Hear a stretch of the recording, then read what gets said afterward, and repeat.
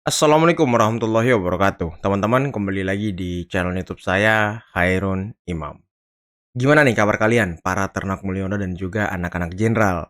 Semoga kita semua selalu diberi kesehatan, kemudahan, dan juga limpahan rezeki dari Yang Maha Kuasa, teman-teman ya.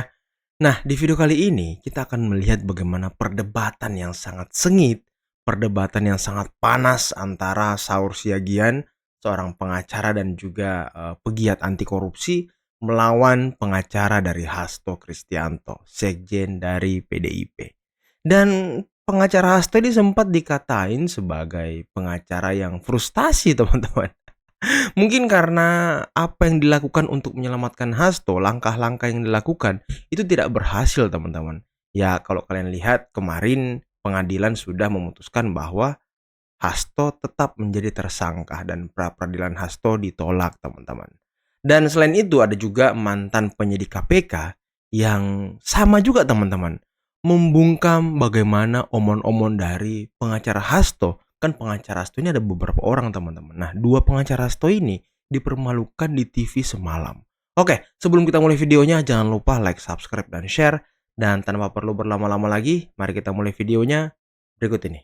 Kan ini kan sudah diuji. Itu yang kita bilang. Hasto kan bagian daripada pengembangan. Ya, pengembangan kasus, betul. Dia kan dalam kasus yang lain sudah beberapa kali dia dipanggil sebelum Disebut-sebut namanya tersangka. Nah, sekarang ini apakah bagian daripada itu? Ya. Nah, ini yang kita harus minta daripada KPK. Nah, Dan jadi, bukti. Bang Patra, Makanya Bang, kan yang menarik Pak, ya. KPK itu penyidik Makanya KPK punya kalau 153 alat bukti. Itu kan makanya bagian dari yang kalau sudah kita, dipersiapkan kan? Ya, bersidang ini enaknya kan kita dari awal sampai akhir itu ada tuh di persidangan. Oke. Kalau memang putusannya itu dikabulkan, harusnya ini kan bola panas kalau dikabulkan, Pak. Ya. Makanya diaborsi nih, lahir nggak boleh lahir bayi Anda keadilan. sependapat dengan itu? Ini nggak Saya boleh kira lahir keadilan. Karena Jadi, pakai sebentar, jadi kata-katanya adalah ya, tendensius ya. diaborsi. Jadi, Saya ya, kira ini itu adalah perhatian. ada ini tiga sikap ahli. pengacara yang frustrasi Ya. dengan Ada kata-kata. tiga ahli yang Oh iya. sudah diajukan. Oh iya. Bukan saya. Frustrasi. Anda frustrasi, Oh Bang. iya. Anda frustrasi. Bang, ya? Kata-kata tendensius diaborsi. Wow, pengacara Hasto frustasi, teman-teman. Makanya tidak diterima itu Mereka ini- maksudnya harus dijelaskan. Makanya kan mereka ini Apa yang dibela tidak seribu diterima pengacara itu? dan Yang modal tidak kayak diterima begini. adalah Putusan pengadilan permohonannya yang telah digabung. Ya, diaborsi permohonannya. katanya. Ini juga ahli Ini hukum bahaya saya ini. tanya. Ini bahaya. Di pasal mana, norma apa, apakah dia di KUHP, Kata-katain di loh. SEMA, 1000 di pengacara Perma, katanya kalau model di begini Undang-Undang percuma. KPK permohonannya tidak Permohonanmu boleh ditolak, digabung. mekanismenya Ya. apa?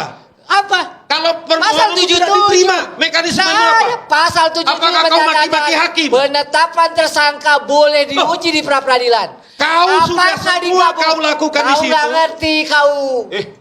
Apa? Waduh, ini makin seru ini. Enggak. Pasal apa yang kau gunakan? Pasal apa yang kau gunakan? Baik, kita ke Bang Saur dulu. Silakan Bang Saur. Jauh ini. Pasal silakan, apa silakan, yang Bang kau Saur. Jauh ini. gunakan? Kau kan, Cantelannya. Patra. Kita gantian, Kau gantian. sudah memberikan Saur ya, dalil-dalil. Ya, ini sebentar, tidak sebentar. diterima, bukan ditolak permohonan. Iya, makanya karena permohonanmu dibilang kamu buat dua seprindik sudah telah diuji oleh hakim. Nah, Tidak Kalau diterima putusannya. Makanya kalau nggak diterima, makanya kalian mau tersangka. ada upaya lagi seharusnya. Apalagi mekanismenya. Cari ya mekanismenya. Yang namanya tidak diterima, penetapan tersangka atau tidak tersangkanya itu belum diuji, Pak. Makanya Nggak ada makanya tidak diterima, bukannya makanya. Karena tidak diterima, status daripada tersangkanya Hasto adalah sah. Iya. Ini Bukan belum diuji. kriminalisasi. Bagaimana? Nah, karena tidak diuji. Yang sudah diuji itu dua Ini pengadilan. bahaya ini. Ya. Bahaya. Dua pengadilan. Ada A, B, C, D. Ya. Ternyata yang D itu sudah kabur sampai hari ini. Lalu putusan pengadilan menyatakan bahwa yang A, B, C memang betul terlibat. Ya. Sampai inkrah nggak ada tuh namanya Z. Oke. Ya, nggak ada nama Pak Hasto. Oke.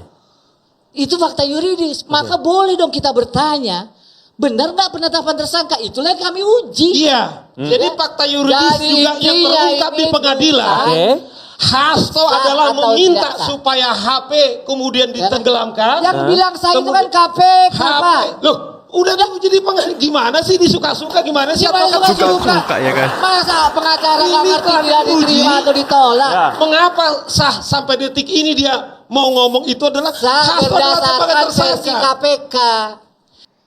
Waduh, ini semakin menarik teman-teman ya perdebatannya gitu ya. Yang tidak diterima sah Ya kan? tetap tersangka. Versi KPK. Gimana sih? Oke. Undang-undang, Bang, maksud Bentar, Anda Bang. itu maksudnya apa? Kan Bang Patra bilang sah. Undang-undang. menurut KPK. Kecuali kalau ada Waduh, ya, berdiri ya kan? permohonan tersangka ini, bukan dia, ya, KPK. permohonan ini Itu mana daripada dinyatakan undang-undang. ditolak. Diuji dia di pengadilan, Barusan. tidak diterima. Di pengadilan ini kan Ya. sebutnya kan menguji Ya, masih penetapan ingat ya. tersangka itu kan. Makanya sah Mahasiswa, tersangka. ingat, ada perbedaan namanya putusan tidak diterima dengan putusan ditolak. Lah. Ini apaan nih tidak diuji di pengadilan, tidak ini ya. Yang jelas kita semua tahu Hasto tetap menjadi tersangka KPK teman-teman. Berarti KPK mentersangkakan Hasto itu sah gitu ya kan. Apalagi yang mau diperdebatkan? Bener juga kata Bang Saur tadi ya kan. Pengacara yang frustasi. Karena langkah-langkah pra-peradilan yang ditempuh, yang awalnya mereka ini pede kalau Hasto bisa lepas dari jeratan status tersangka, ya tidak lepas teman-teman, tetap menjadi tersangka KPK. Ya semoga KPK cepat nangkap Hasto ya. Gimana teman-teman? KPK versi Jokowi jadi istilahnya itu kan tidak terbukti, tidak ada namanya kriminalisasi, dan saya lihat KPK pun juga tentu menunggu ya hasil pra peradilan ini. Tapi Mas Yudi dengar dari kuasa hukum Hasto menyatakan hasil ini merupakan bentuk peradilan sesat yang dipertontonkan ke publik. Ya tidak jadi masalah Mas, ya kan, nama juga kalah, orang ngomong apa aja kan. Kemarin bicara akan menerima apapun hasilnya, ternyata ketika hasilnya seperti ini malah teriak-teriak seperti itu. Bagi saya sudahlah, hormati sajalah putusan pengadilan, dan ini tentu saya sampaikan ya, saya juga mendesak pada KPK, Anda ini sudah mendapatkan satu lagi penguat ya dalam memprosesnya. Oke, saat ini Ya. sudah bergabung bersama kita Ya. Mas Yudi, ada kuasa hukum dari Sekjen PD Perjuangan Hasto Kristianto, Pak Magdir Ismail. Kalau versinya ex penyidik KPK harusnya dari kuasa hukum Hasto hormati keputusan PN Jakarta Selatan. Pak Magdir. Begini, kalau andai kata putusan ini bicara tentang substansi pra peradilan, kami akan hormati itu, gitu loh. Tetapi yang terjadi sekarang ini adalah ini lebih banyak bicara tentang teknis administrasi. Ya, sayang, mestinya Yudi itu tadi datang ke sini mendengar apa bunyi putusan, ya. Karena dia nggak mendengar apa bunyi putusan, makanya dia ngoceh seperti itu tadi. Saya dengar Pak, Anda ngoceh-ngoceh aja. Kita bahas sanksinya. Ada dalam pertimbangan yang mengatakan apakah alat bukti itu sah atau tidak sah. Waduh. Ini dua pengacara Hasto ya kan. Langsung dipermalukan bersamaan dalam satu malam teman-teman. Dalam satu hari loh di televisi. Aduh, kasihan banget ya. Karir politik Hasto Kristianto, Sekretaris Jenderal Partai Demokrasi Indonesia Perjuangan, mungkin benar-benar berakhir. Pasca Pengadilan Negeri Jakarta Selatan menolak pra-peradilan yang dilayangkan oleh dirinya dan tim kuasa hukumnya untuk menggugat secara hukum penetapan KPK terhadap Hasto Kristianto. Itu berarti status tersangka Hasto Kristianto tetaplah sebagai tersangka. Ketika status tersangka ini tetap, itu berarti apa yang kemudian kita bisa bayangkan bahwa sebentar lagi perputaran dalam berdemokrasi di PDIP akan bergulir. Dan salah satu target yang mungkin disasar adalah menjelang Kongres PDIP adalah untuk melengsarkan Hasto Kristianto sebagai sekjen. Dan itu berarti matilah karir politik Hasto Kristianto. Waduh, matinya karir politik Hasto Kristianto. Apakah nanti? Nah, kita lihat teman-teman ya, apakah pengaruh Hasto ditahan KPK nanti dengan kongres yang akan dilakukan oleh PDIP. Apakah semakin di-out-out? Waduh, kan isunya kemarin dari berbagai sumber, Hasto akan ditarget agar kongresnya bisa di-out-out. Gitu teman-teman. Sepertinya pepatah ini tidak berlaku bagi Partai Demokrasi Indonesia Perjuangan, yaitu badai pasti berlalu.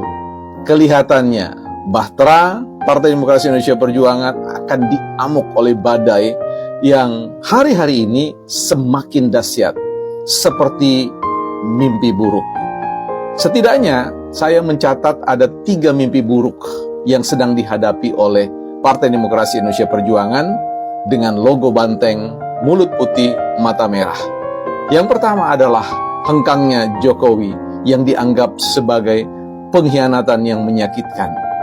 Yang kedua adalah mimpi buruk kalahnya Ganjar Pranowo dan juga Mahfud MD beserta tentu dengan partai PDIP sendiri dalam kontestasi kepresidenan. Dan yang ketiga, Hasto di ujung tanduk. Wibawa partai sedang dipertaruhkan. Kalau saja Mas Hasto tidak dapat memenangkan kontestasi ini untuk melepaskan dia dari jeratan tentang kasus Harun Masiku, maka game over buat Partai Demokrasi Indonesia Perjuangan. Oke teman-teman, itulah tadi video yang sangat luar biasa, video yang sangat menarik untuk kita simak bersama-sama, di mana Bang Saur Siagian, salah satu penggiat anti korupsi dan juga beliau kalau nggak salah berprofesi sebagai pengacara teman-teman, mengatakan bahwa pengacara Hasto frustasi. Wah, aduh, ini pukulan telak bagi pengacara Hasto. Dan juga tadi mantan penyidik KPK mengatakan bahwa ya tersangkanya Hasto, diterimanya atau ditolaknya gugatan pra-peradilan dari kuasa hukum Hasto itu membuktikan bahwa tersangkanya Hasto itu bukan kriminalisasi. Dan KPK tinggal menangkap Hasto teman-teman, tinggal mengganti baju Hasto dari jas mungkin ya yang sering dia pakai dengan rompi oranye teman-teman.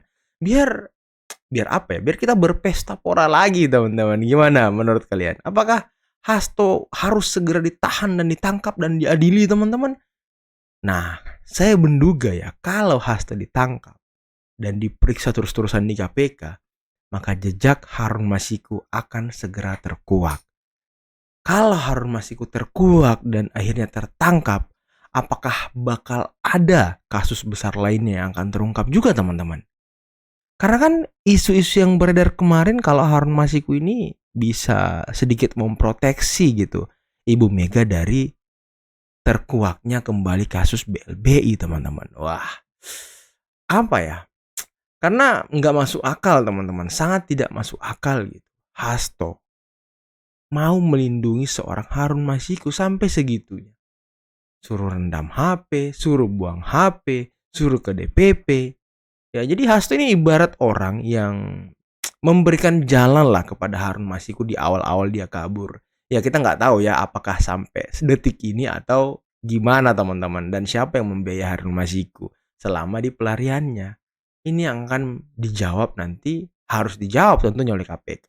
Dan bagaimana tadi analisis dari beberapa pengamat-pengamat media sosial, Hasto game over. Dan mungkin PDIP juga akan game over ketika Hasto ditahan sebelum Kongres PDIP. Karena kan benteng utama PDIP ini kan Hasto teman-teman. Ketika bentengnya hilang ya udah buyar. Nah itulah akhir dari video ini. Jangan lupa teman-teman like, subscribe, dan share videonya. Akhir kata billahi taufiq wal hidayah. Wassalamualaikum warahmatullahi wabarakatuh.